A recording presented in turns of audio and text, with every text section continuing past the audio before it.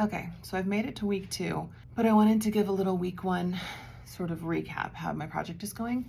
It's going pretty well, but I sent myself down a total rabbit hole because I read those first 2 books, and then I read my bonus book that I said I was going to read, Daughters of Joy, Sisters of Misery, Prostitutes in the American West. This one is so good.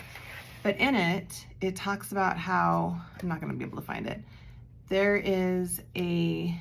it's talking about how there's like different levels of houses of prostitution and how it's not all these big saloons that are these, major brothel operations, even out in the rural areas, that there were just farms, like men and women who owned farms, and they would rent out a room for the ranchers, or if they were on the railway or whatever, and you had these really small operations. So it talks about how in Rawlins, Wyoming, which is like a nothing place at the time, there is a house of prostitution. The largest house of prostitution in Rawlins only had 8 prostitutes during the census they're talking about, the 1880 census, and then it was run by some guy and J.A. Gordon. So immediately I'm like, wait, what?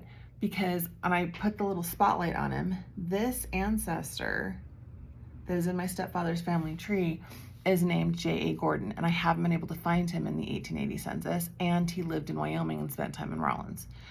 So then I'm on this total rabbit hole thinking, did I just discover that I have more prostitution connections in the family tree? Do we have a brothel owner?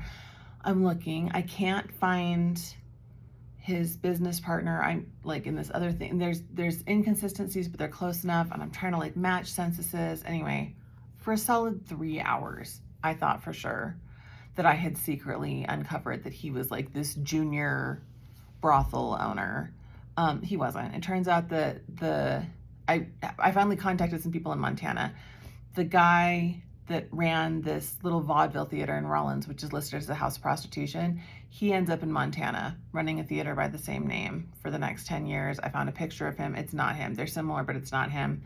Also of note, in the census, so it's this theater, but everybody in the census is listed as being part of a house of prostitution, including a woman who's listed as a prostitute and her 2-year-old daughter who's listed as a prostitute.